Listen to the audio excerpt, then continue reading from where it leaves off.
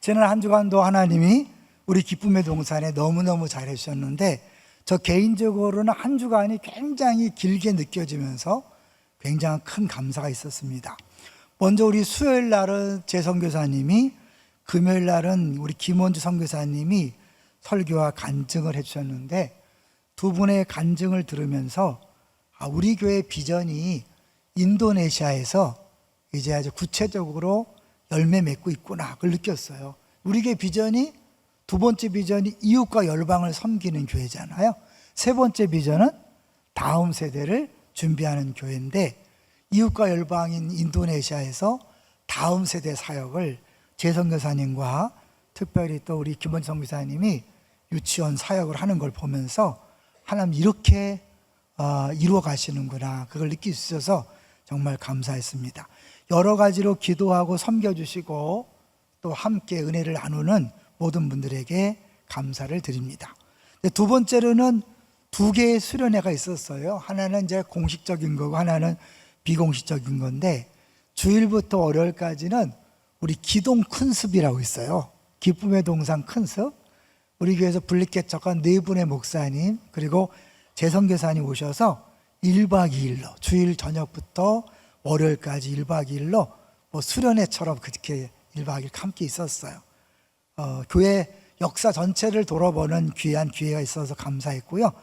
또 목요일부터 금요일까지는 우리 교육자 수련회가 있었는데, 모든 교육자가 참 만족을 느끼는 모임이었어요. 그래서 작년과 비교하면서 감사할 수 있었어요. 이거는 설교 시간에 잠깐 나눌 거예요. 감사합니다. 기도해 주셔서 감사합니다.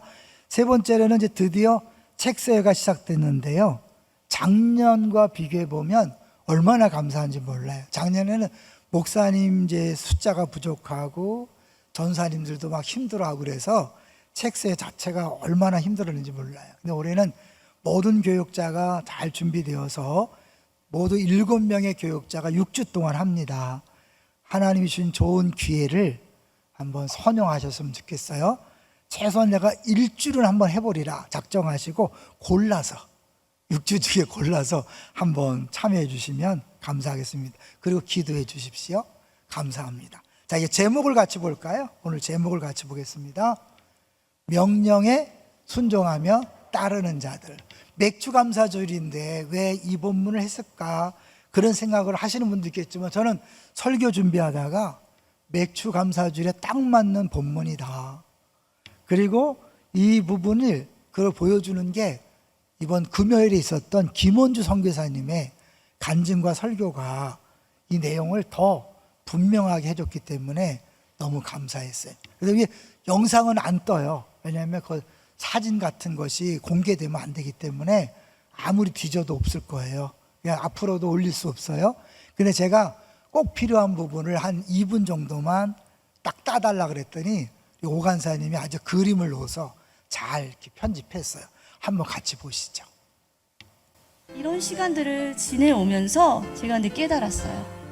저는 가나안에 들어왔잖아요. 그런데 애굽의 방법으로 살아보려고 했던 거였더라고요. 애굽은요, 나일강에서 수로를 대서 논으로 빼서 용경 사이가 발달을 한 곳이었어요. 그에 비해서 가나안은 산과 골짜기거든요. 수로를 댈 수 있는 지형이 아니잖아요. 그래서 정말 이른 비 늦은 비가 너무너무 소중한 땅이 가나안이에요. 하나님이 돕지 않으면 할 수 없는, 하나님의 방법대로 따라가야 되는 곳이 사실 가나안 땅이거든요. 근데 저는 거기에서 가나안에 들어갔는데 정말 애굽처럼 수로를 뚫고 싶어 했었어요, 사실은. 근데 하나님께서 그 훈련을 시키셨던 것 같아요. 정말 이렇게 그런 것들을 보게 하셨던 것 같아요. 애굽에서 살던 방식에 익숙해져 있던 옛 세대는 다 광야에서 죽었습니다.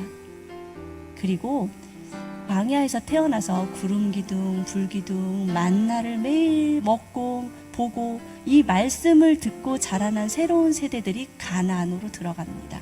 우리 안에 옛 방식들이 있지요. 하나님이 방식이 아닌 것들은 다 버려져야 됩니다. 우리가 그 싸움을 매일매일 하고 있지요. 세상의 것들이 너무 화려하고 좋으니까요. 편리하니까요.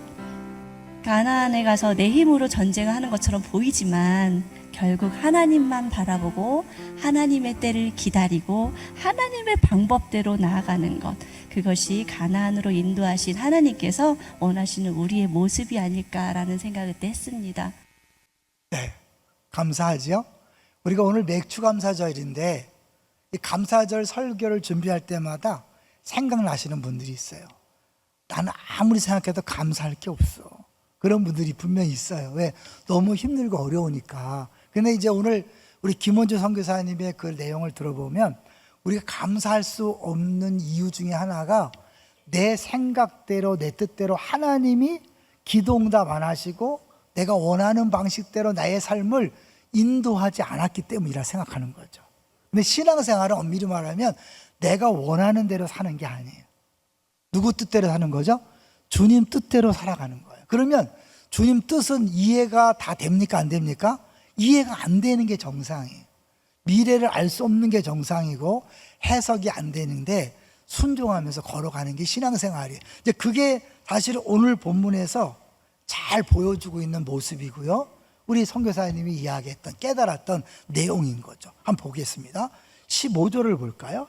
9장 15절 시작. 성막을 세운 날에 구름이 성막 곧 증거의 성막을 덮었고 저녁이 되면 성막 위에 불 모양 같은 것이 나타나서 아침까지 이르렀으되. 성막을 세운다는 왜 중요하죠? 그 전에 성막이 없을 때는 모세가 하나님 만나기 위해서 시내산에 올라갔잖아요. 그 시내산에 구름과 불로 나타나셨잖아요. 그런데 이제 하나님이 친히 이스라엘 백성과 함께 하겠다고 성막을 지어라.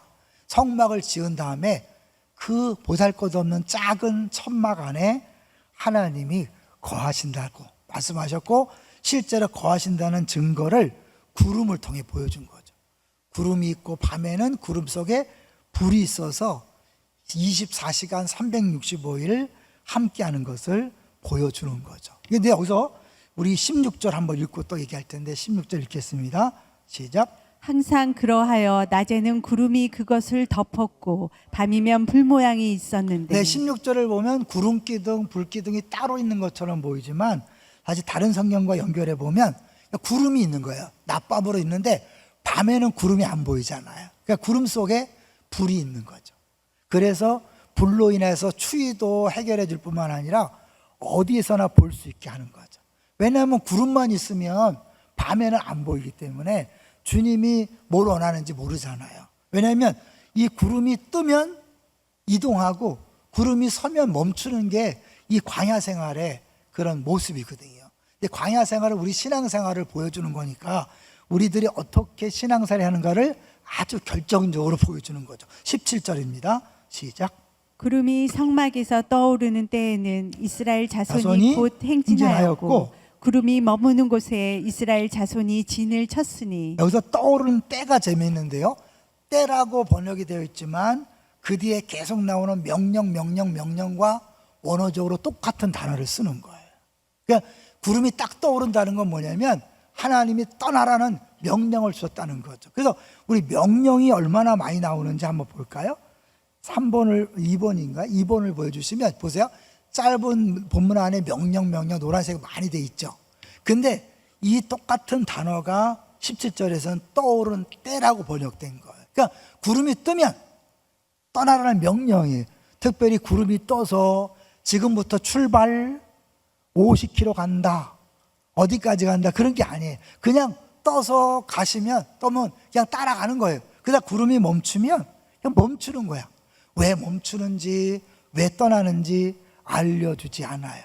그리고 그 규칙이 일정하지 않아요. 이게 사람을 힘들게 해요.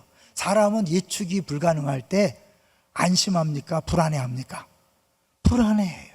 특별히 우리 가운데는 통제 우상들이 많거든요. 내가 정해진 시간과 일정대로 뭐가 진행되지 않으면 견딜 수가 없어. 애들도 그렇고 남편도 그렇고 아내도 그렇고 회사도 그렇고 교회 일도 내가 정해진 대로 가야 돼. 그렇지 않으면 불안해. 이게 통제 우상이라고 그랬잖아요. 근데 이제 생수의강이라고 가신 분도 있고 안 가신 분도 있는데 생수의강에 오시면 제일 힘들어하는 게 뭐냐면 일정표가 없어. 다음에 뭘 할지 가르쳐 주지 않아요. 그냥 시간 되면 따라가는 거예요. 그래서 많이 힘들어요. 근데 그렇게 하는 목적은 이 하나님이 인도하신 대로 따라가는 것을 연습시키고 경험시키는 거예요. 모르고 따라갔는데 좋은 게 있더라. 그래서 여러분 말 못하는 거예요. 어떤 분들 갔다 온 사람한테 물어보면 말 안 해주니까 어떻게 해? 에이씨 기분 나빠 씨 치사해서 안 가.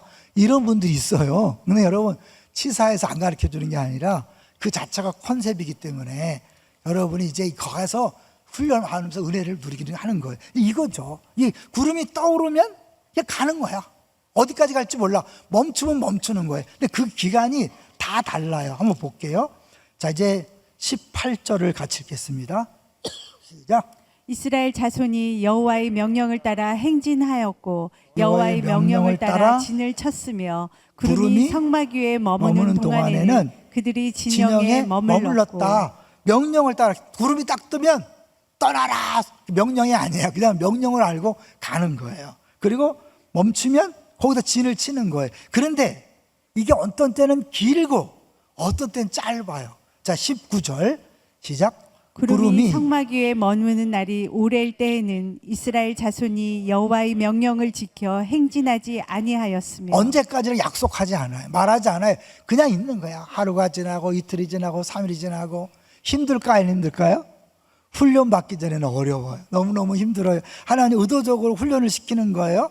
자, 20절 보니까 또 적을 때도 있어요. 어떨 때 너무 빨리 떠나. 20절 시작. 혹시 구름이 성막 위에 머무는 날이 적을 때에도 그들이 다만 여호와의 명령을 따라 진영에 머물고 여호와의 명령을 따라 행진하였으며. 어떤 때는 적어. 얼마나 적냐면 그 다음에 보니까 어떤 때는 그냥 밤 자고 나면 가래.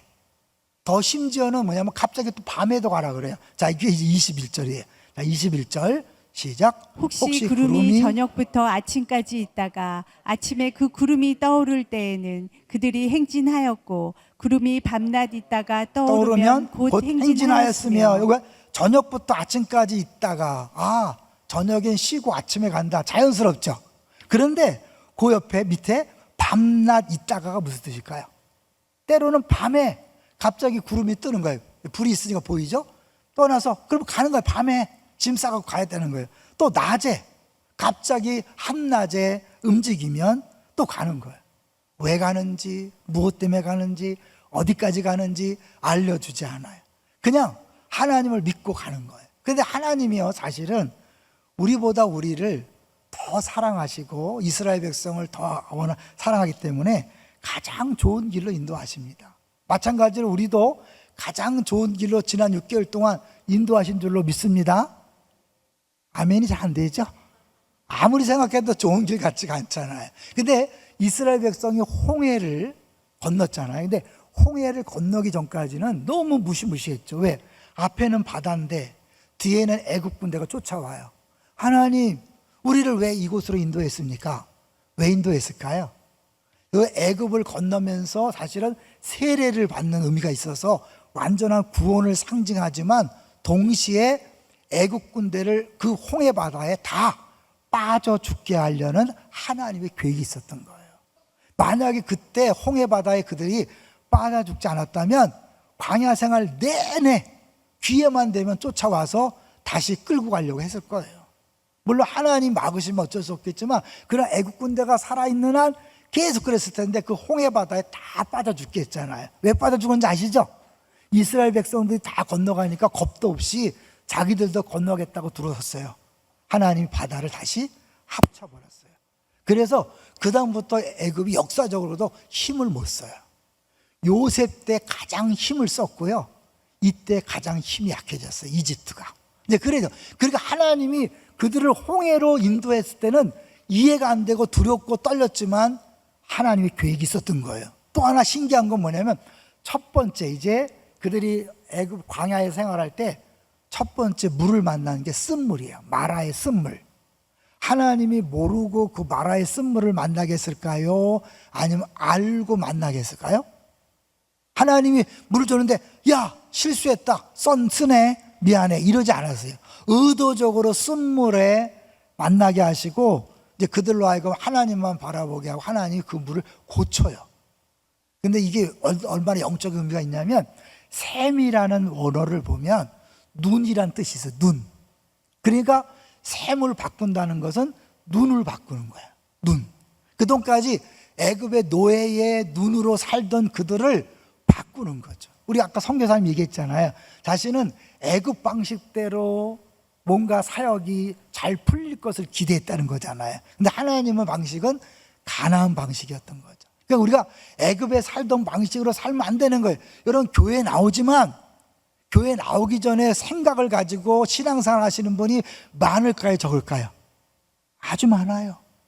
교회 나오지만 여전히 부자 되기 원하고, 교회 다니면 건강하고 자녀 잘 되고 내 기도대로 탁탁 응답되고, 여러분, 그게 신앙생활 아닙니다. 그건 종교생활이에요. 그건 다른 종교에서 다 약속하는 거예요. 기독교는 아니다. 자기를 부인하고 자기 십자가를 지고 나를 따르는 거예요. 내 계획과 내 생각과 비전과 야망은 다 내려놓고 이제 주님을 따라가는 거예요. 이게 신앙생활이에요. 그러니까 세상 방식은 내가 원하는 걸, 주님, 내가 목표를 정했어요. 내가 서울대입니다. 그러니까 하나님 지혜 주시고 능력 주세요. 우리 아들 반드시 의사가 돼야 됩니다. 하나님 지혜 능력 주세요. 그건 아니에요. 그거는 기독교에서 말하는 그게 아니에요. 기독교는 주님이 그 자녀를 향한 계획을 우리가 분별해서 그대로 따라가는 거죠. 자, 그래서 결국 하나님의 모든 인도하심은 때로는 이해가 안 되고 해석이 안 되지만 가장 좋은 길이다. 이걸 믿고 가는 게 신앙생활이에요. 그러려면 어떻게 해요? 애굽에서의 모든 교회 바깥에서의 생각, 가치관, 기준들을 다 버리고 새롭게 시작하는 거예요. 이거 안 시작하면 수십 년 믿어도 맨날 똑같아요. 애기 같아. 근데 이걸 벗어나면 성숙해지는 거예요. 자, 그러면 이게 이런 생활이 우리랑 어떤 연관이 있냐? 우리 뭐 구름이 떠오른 적이 없는데, 에? 불기둥 본 적이 없는데 뭐지? 그래서 우리가 4번을 보셔야 돼. 4번을 보시면 이 구름이 뭘 상징하는가? 결국 구름이라는 건 원어적으로 쉐킨한데 하나님 임재와 영광, 광채를 의미해요. 그러니까 이거는 결국 예수 그리스도, 독생자의 영광이요. 그죠? 결국 예수님께서 이 땅에 오셔서 우리와 함께 하실 것을 미리 보여주는 거예요. 그래서 요한복음 1장 14절 유명하죠? 말씀이 육신이 되어 우리 가운데 뭐 하심에? 거하심에. 그런데 이 말이 천막을 치고 산다, 그런 뜻이에요. 왜 그런 단어를 썼을까요? 이 성막 중에 임재하신 그 하나님이 실제로 왔다는 것을 보여주는 거죠. 예수님 우리 안에 오시는 거예요. 믿습니까? 근데 더 놀라운 것은 그 예수님이 우리 안에 오셨어요. 제가 입관 예배 때마다 선포하는 말씀이, 만일 땅에 있는 우리의 장막집이 무너지면 영원한 집이 기다려. 이게 장막이에요. 우리 몸이 금방 사라질 텐트에 텐트. 결국 늙게 돼 있고 무너지게 돼 있어. 근데 이 장막집에 누가 오셨어요? 예수님이 오신 거예요. 성령님을 통해 오셨죠. 그래서 성령님이 우리에게 지금도 가르치시고 말씀하셔서 인도하시는 거예요. 그러면 구름은 어떻게 역사하시고, 구름처럼 구름이 떴다 섰다를 어떻게 할까요? 이제 눈에 보이는 구름이 아니라 우리 안에 계신 성령님께서 우리 마음에 감동을 하시는 거예요. 예를 들면 지난주에 우리 교회에 한 분이 등록했어요. 떡집 사장님이 등록을 했어요. 어떻게 등록을 하게 됐냐? 떡집 사장님이니까 모든 교회에서 전도를 했대요. 그런데 우리 교회 오게 된 이제 과정이 있어요. 우리 집사님 한 분이 떡을 맞추러 갔는데 이 떡집 사장님이 누워 계시더래. 너무 기운이 없이. 그래서 왜 그러냐 했더니 막 감기 몸살이 왔는데 너무 힘들다고. 그래서 집사님이 처음에는 그럼 다음에 올게요 하고 나왔다는 거예요. 그런데 마음속에 하나님이 네가 약을 서줘라, 그런 마음이 있더래요. 여러분, 이걸 잘못 들으면 네가 약을 사줘라 이렇게 하는 게 아니야. 우리 하나님 음성을 잘못 들으면 그렇게 그런 에코가 들리는 줄 알는데, 하나님 어떻게 일하시냐면 내 마음속에 그냥 감동을 줘요. 내가 사줄까? 그런 마음도 들든지. 왜냐하면 우리 양육할 때 보면 어떻게 마음에 하나님 음성 듣기가 있죠. 소원을 두고 행하시는 거예요. 갑자기 내가 카톡을 보내고 싶다, 전화하고 싶다, 밥 사주고 싶다, 말하고 싶다, 이게 다 우연이 아닌 거예요. 성령께서 꼭 필요해서 하시는 거예요. 그래서 약을 사다 드린 거예요. 그 이분이 놀란 거야.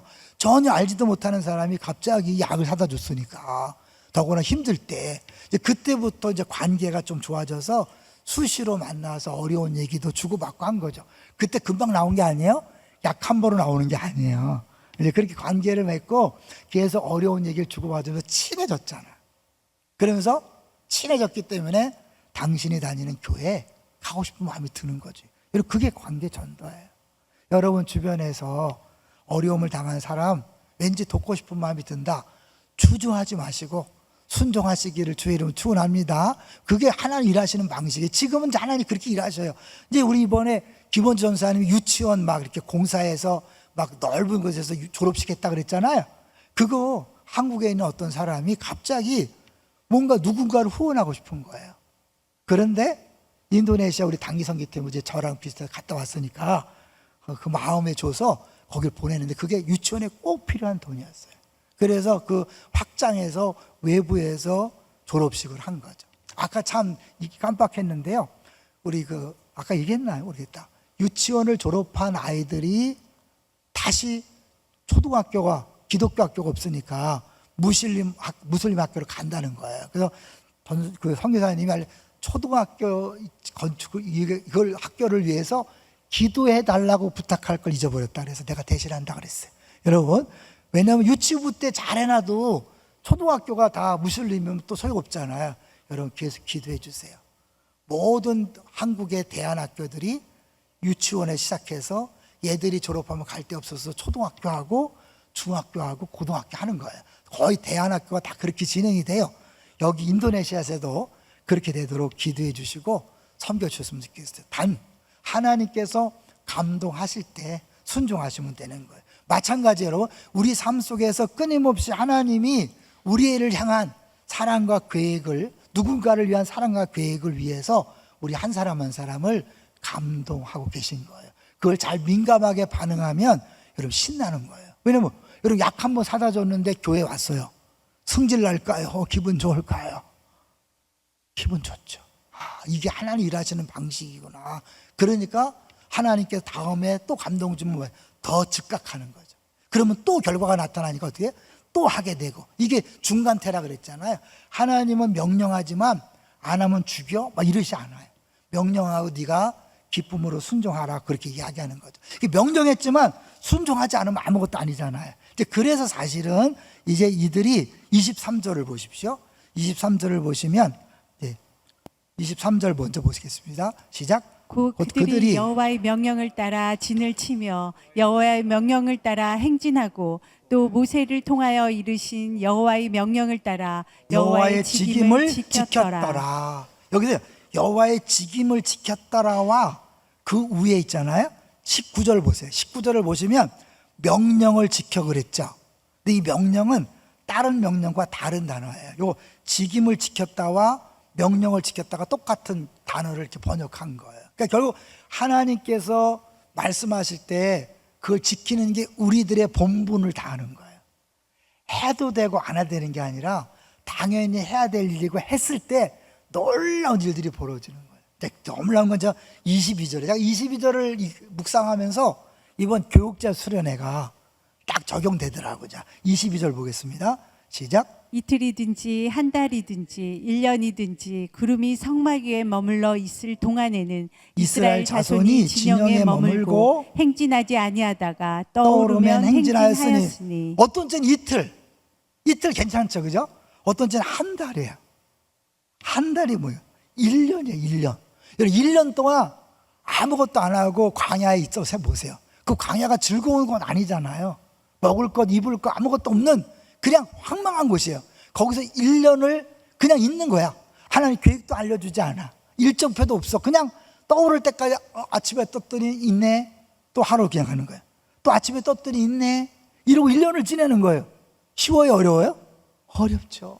이스라엘 백성이 어떤 사람들이에요? 모세가 시내산 가서 40일 동안 안 내려오니까 그걸 참지 못해서 야 우리를 인도한 신을 만들어내라. 그래서 금송아지 만들었잖아요. 한 40일을 못 견뎠던 그들이 1년을 버틸 수 있는 믿음의 사람으로 변화된 거예요. 이게 신앙생활의 패턴이고 하나님 신앙생활을 우리를 통해서 하게 하시는 거예요. 저는 1년이란 단어 때문에 깨달음이 왔어요. 이번에 교육자 수양회를 갔거든요. 이번에 춘천을 갔어요. 왜 춘천을 갔냐면 그동안은 몇 번은 당진을 갔어요. 당진을 왜 갔냐면 정미여 전사님 고향이기 때문에 정미여 전사님이 이제 가이드를 해서 갔다 왔다고요. 근데 이번에는 이제 춘천을 간 거예요. 왜 춘천 갔겠어요? 이희상 목사님 고향이 춘천이에요. 그래서 이제 춘천을 가이드 해주기로 해서 이제 일정을 다 짰어요. 하지만 다른 교육자들은 아무것도 한 거 없어. 본인이 갈 거, 식당, 숙소까지 다 정하고 우린 가는 거야. 그러니까 그 가이드를 인도를 따라 가는 거예요. 가는 데마다 막 만족이 있었어요. 근데 최고의 만족은 뭐냐면 마지막 날 점심 먹고 이제 안산에 오려고 그러는데 갑자기 전화를 받더라고요. 그들이 뛰어나갔어. 알고 봤더니 말씀을 안 드렸는데 우리 이상 목사님 아버님이 은퇴 목사님이거든요. 목사님과 사모님이 오신 거야. 직접 듣지 못하고 어떻게 며느리한테 전화했다가 알고는 오셨어요. 근데 그냥 온 게 아니에요. 하얀 박스 하나씩을 다 선물했어요. 강원도 춘천의 명물은 뭐죠? 네? 닭갈비를 이렇게 하나씩 포장해서 다 준 거예요. 와, 제가 이제 그걸 보면서 야, 이상 목사님이 복덩이구나, 복덩이. 할렐루야다. 근데 하나님 그걸 그냥 뭐 갑자기 줬겠어요? 다 계획이 있었겠어요? 계획이 있었죠. 근데 1년 동안 우리가 목사님 오게 해달라고 기도했는데 응답이 없었잖아요. 1년이었어요. 담임 목사가 너무 힘들었어요. 왜 내가 뭔 죄가 있나? 뭐가 문제인가? 성도들 보는 눈이 따가웠어요. 목사님 영빨이 없나? 왜 이렇게 하나? 인기가 없나? 저도 하나님이 너무 하시고 어떻게 하나님 백성들이 1년 동안 사역자를 안 주시나? 이제 그러니까 하나님이 그랬 가운데 막 우리 전세자고 막 1억 5천씩 하고 막 변화도 주고 교육자들 귀한 것을 알게 하시고 하나님 다 하셨죠. 근데 결정적으로 저는요 이번 교육자 순회를 진행하면서 이 목사님을 통해서 우리 위로하시기 위하여 하나님이 1년을 기다리게 하셨구나. 왜 먼저 오면 안 되나? 아니에요. 그 목사님이 먼저 있는 교회를 떠나기 위해서는 사정이 있었어요. 미리 올 수 없었어요. 자, 떠날 수 있을 때 그때가 바로 우리 교회 1년이 되던 때였어요. 이 목사님과 한 목사님 오심으로 말미암아 이제 교육자 전체 공동체가 아름답게 형성되고 이번에 이걸 보면서 야, 그래 맞아. 1년 동안 어려움이 있었지만 하나님의 계획이 있어서 1년 힘들지만 잘 버티고 건디는 거 필요하다. 이번에 제가 이제 그 케이블카를 탔는데 마침 이런 문구가 있어서 우리 서목사님이 찍어줬는데 한번 볼게요. 그래. 거기에 케이블카에 써 있어요. 숨가나 멈추어라. 근데 문제는 우리 이주영 전사님이 보기와 다르게 고소공포증이 있대요. 그래갖고 막 너무 무서워하는 거야. 근데 여기 써 있으니까 얼마나 끔찍해요. 뭐 저는 괜찮아요. 일단 뭐 안전하니까. 근데 제가 그 생각을 한 거예요. 순간 멈추면 안 된다. 왜? 앞으로 얼마나 좋은 일이 많이 남아있는데 이 순간에 머무는가. 우리 교회 오신 분들이 그런 고백을 많이 해요. 내 일생일대 지금처럼 행복한 적이 없다. 여러분 기대하세요. 더 큰 행복이 기다리고 있습니다. 하나님 우리를 주시고자 하는 것은 우리의 상상 이상으로 좋은 걸 주시는 거예요. 우리 기대할 수 없는 걸 주시는 거예요. 제가 이번에 교육자 수련하면서 그거를 뼈저리게 느꼈어요. 그리고요, 우리 이제 아까 기동 큰숲이라 그랬죠. 우리 목사님들이 이제 모이니까 옛날 추억이 있잖아요. 어려울 때 추억들을 쭉 얘기하면서 느낀 게 뭐냐면, 야, 그래, 그런 때도 있었는데 저분들이 그 어려운 때를 잘 감당해서 지금 후배 교육자들이 신나게 목회할 수 있는 교회가 되었구나. 그래서 우리 교회 개척 후 지금까지 근 20년, 19년째를 돌아보면서 감사했고, 우리 교육자 수련회는 1년 동안 기도하면서 기다렸던 그걸 생각하면서 감사했어요. 자, 톨스토이가 이런 말을 했다 그래요. 톨스토이 한번 읽어볼까요? 시작. 미래를 위해서 무엇을 해야 하는지는 알 수 없다. 그래서 인생이 멋진 것이다. 내가 미래를 계획하면 내 머리밖에 안 되는 거죠. 내 수준밖에 안 돼요. 근데 하나님이 다 하시니까 뭐예요? 하나님 크기의 기쁨, 하나님 크기의 감격, 하나님 크기의 행복이 기다리고 있는 줄로 믿습니다. 우리 교회를 봐도 이 기척 16, 19년 차인데 처음과 지금 비교할 수가 없어요. 너무너무 좋아요. 너무너무 행복해. 그럼 앞으로는 어떨까요? 하나님이 지쳤다. 이제 나 더 이상 니네 못 도와줘 그럴까요? 아니면 뭐예요? 더 멋지게 도와줄까요? 더 멋지게 왜요? 하나님의 프로젝트는 5년짜리, 10년짜리, 15년짜리, 20년짜리 다 달라요. 우리가 개척 때부터 기도했던 거 지금 이루어진 것도 있고 기다리고 있는 것도 있는 거예요. 여러분 끝까지 버티고 견디세요. 그것을 다 볼 날이 올 줄로 믿습니다. 힘들다고 포기하지 마세요. 떠나지 마세요. 있으세요. 끝까지 한번 버텨보세요. 힘들고 어려워도 나를 사랑하신 하나님이 허락하신 기간이라면 기꺼이 한번 참아보리라 해보세요. 이제 이런 말이 있는 거 아세요? 추나 현상 들어봤어요? 추나 현상. 호주 시드니에 사는 우리 한국 교민이 한국에서 다시 호주로 가면서 개나리를 꺾어 갔대요. 이 개나리는 이제 꺾고자 하면 잘 자라잖아요. 근데 개나리를 꺾어다가 그 호주에 심었대요. 집 앞에다. 근데 뭐 호주는 뭐 따뜻한 나라니까 금방 이렇게 잘 자라더래요. 그런데 봄이 되었는데 꽃이 안 펴. 이상하다. 첫 해라 그런가? 근데 둘째 해도 2년 차에도 안 피더래요. 3년 차에도 안 펴서 알아봤더니 이 개나리는 한국처럼 추운 겨울을 지내야만 꽃을 피게 돼 있대요. 이런 꽃들이 몇 가지 있대요. 튤립, 히아신스, 백합, 라일락, 철쭉, 진달래가 추위를 지나야만 꽃이 피는데 이것이 바로 추나 현상이래요. 이거를 신앙과 연관시키더라고요. 하나님 우리를 사랑하시는데 왜 고난을 허락하실까요? 사랑하는 사람이 고난받는 걸 원하지 않아요. 이번에 우리 손자들이 뭐 수군가 그 수족구에 걸렸대요. 막 몸 아파하는데 할아버지 마음이 너무 아팠어요. 여러분 그거에 사랑하는 사람이 아픈 거 견디기 어려워요. 하나님이 사랑하는 자녀들을 고통 주는 거 좋아할까요? 싫어하실까요? 싫어하셔요. 그렇지만 필요하기 때문에 주는 왜? 꽃이 피어야 되잖아요. 꽃이 피기 위해서 고난이 필요함. 지난 6개월 동안 아무리 따져봐도 감사할 게 없다. 기다리세요. 멋진 꽃이 내일 필지도 모릅니다.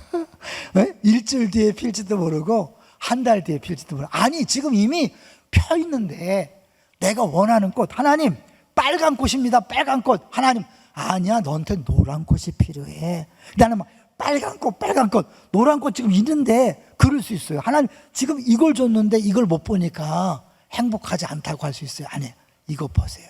이거 만족하면 또 다른 것을 주님이 준비하고 있는 거예요. 8번을 보겠습니다.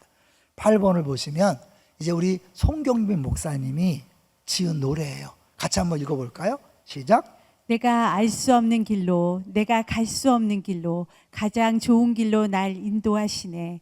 내가 할 수 없는 일도 나의 주가 이루시네.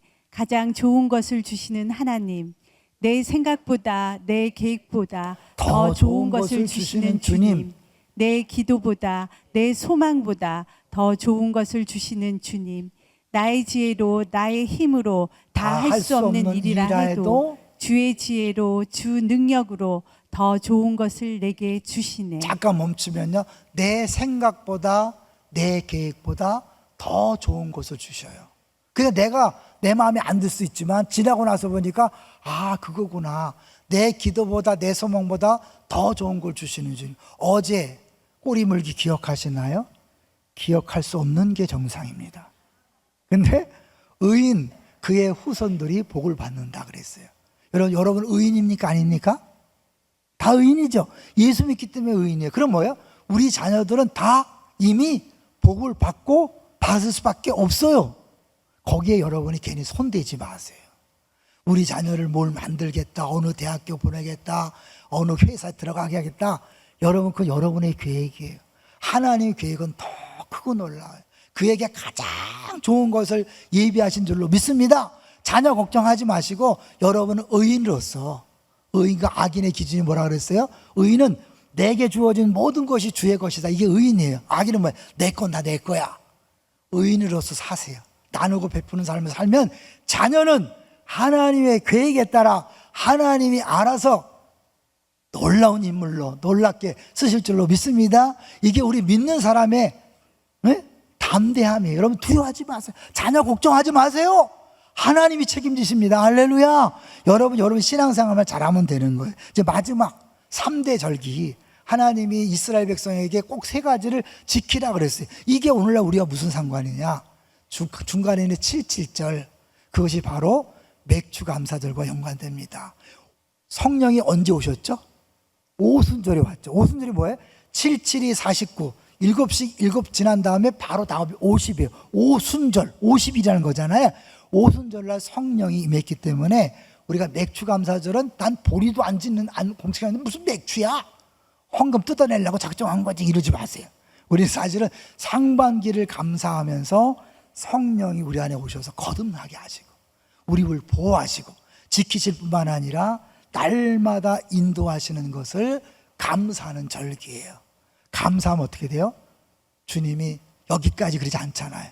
여기까지 왔다면 미래에도 책임지십니다. 할렐루야. 근데 단순히 연장이 아니에요. 지금 이 순간보다 더 신나고 즐거운 것들이 무한정 남아있고 기다리고 있습니다.